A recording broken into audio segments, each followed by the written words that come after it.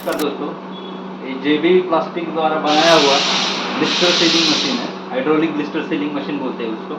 मैं इसके आज आपको बेसिक जानकारी देने वाला हूँ। इसका 3 पार्ट में मैं आपको बताने वाला हूँ। इसका मेन एक पहला आता है उसका स्ट्रक्चर, उसके बाद आता है उसका कंट्रोल पैनल, और स्ट्रक्चर में इंक्लूड है उसका पूरा फ्रेमवर्क, देन उसका एल्यूमिनियम प्लेट एंड उसकी जो माउंटिंग्स है वो, और तीसरा पार्ट आता है उसका जो पावर पैक आप देख रहे हैं इधर। तो बेसिकली फर्स्ट हम उसके स्ट्रक्चर के बारे में जानेंगे। ये स्ट्रक्चर है जो ये पूरा सी चैनल, हेवी गेज सी चैनल और L angle and MS square pipe की मदद से बनाया हुआ है। उसका स्ट्रक्चर रिजिड होने की वजह है कि हाइड्रोलिक सीलिंग में क्या होता है, pressure as compare to pneumatic से ज़्यादा होता है, तो उसका स्ट्रक्चर है वो मजबूत होना जरूरी है। अगर ये मजबूत नहीं है तो मशीन की लोड की वजह से उस पर ट्रैक जा सकते हैं, इसलिए उसका स्ट्रक्चर हेवी गेज सी चैनल और एल एंगल से बनाया हुआ है। तो आप उसका स्ट्रक्चर देख सकते हैं। उसके बाद आता है स्ट्रक्चर के साथ जो उसमें जो MS प्लेट, जो एल्यूमिनियम प्लेट यूज किए, जो एल्यूमिनियम प्लेट है जो उसका मेन पार्ट है जो हीटिंग का काम करता है, जो सीलिंग के लिए ज़्यादातर मेन रोल इस एल्यूमिनियम प्लेट का है। जो एल्यूमिनियम प्लेट है उसका थिकनेस है 18 mm।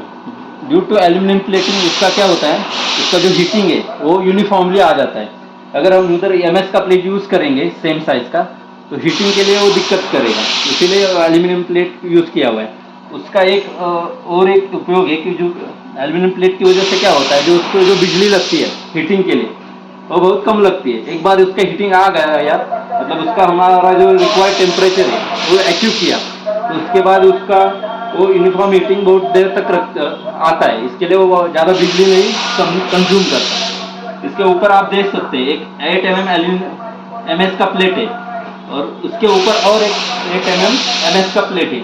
इसमें जो गैप है वो इसलिए मेंटेन किया है तो जो नीचे का हीटिंग है वो ऊपर सिलेंडर की रॉड की तरफ जा ना पाए, इसलिए ये गैप मेंटेन किया है। स्ट्रक्चर के साथ उसका एक पार्ट है जो इसको हम वर्क टेबल बोलते हैं। वर्क टेबल का काम है जो ये आगे पीछे साइड में स्लाइड हो जाता है। हम कंट्रोल पैनल के बारे में जानकारी लेंगे। तो बेसिकली उसका स्टार्ट यहाँ से होता है, ये मशीन का ऑन ऑफ स्विच है, यहाँ से मशीन ऑन हो जाएगा। एक बार हमने ऑन किया तो उसका इंडिकेटर हमें इंडिकेट करेगा कि मशीन चालू हो गया है। इसके ऊपर इमरजेंसी स्टॉप बटन दिया हुआ है, ये इन केस ऑफ इमरजेंसी हम जो ऑपरेट कर रहे हैं उसको, तो ऑपरेटर उसको दबा सकता है कि पूरा ऑपरेशन स्टॉप हो जाए। उसके बाद क्या है, ये PC है, इसको टेम्परेचर कंट्रोलर बोलते हैं। ये सिलेक्ट मेक का है, जो हीटिंग है वो टेम्परेचर कंट्रोलर की वजह से ही मेंटेन किया हुआ जाता है। जो हमें रिक्वायर्ड टेम्परेचर है वहाँ से हम सेट कर सकते हैं। इसके बाद यहाँ टाइमर है, यहाँ से हम टाइम सेट करते हैं, ये भी सिलेक्ट मेक का है।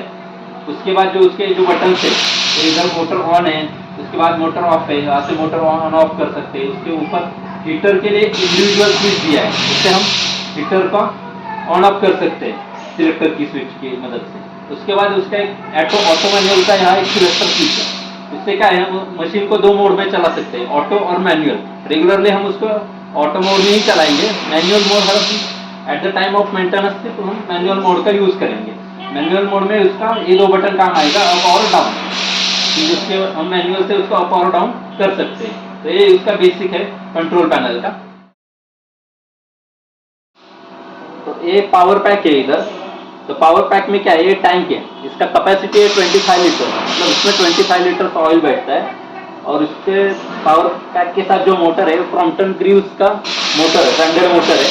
उसका नॉइज भी वेरी कम है, और जो करंट लेता है मतलब लोड है उसका वो भी बहुत कम है, इसकी वजह से बिजली कम जलती है।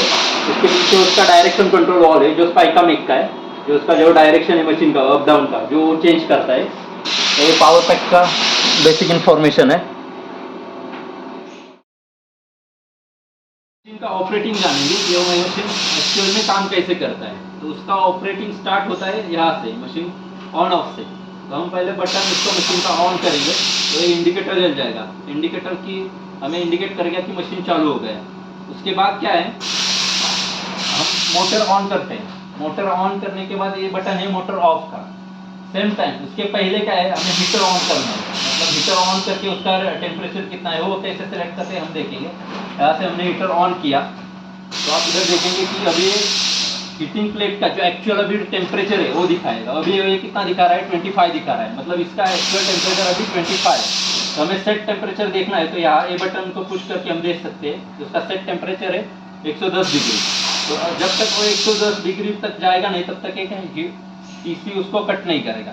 मतलब 110 के बाद ही हम उसका, जब एक्चुअल में हमें यूज़ करना है सीलिंग के टाइम, तो हम 110 डिग्री आने तक वेट करेंगे। अभी जब मैं आपको ऑपरेशन दिखा रहा हूँ इसलिए मैं उसको एज इट इज ऑपरेट करने वाला हूँ।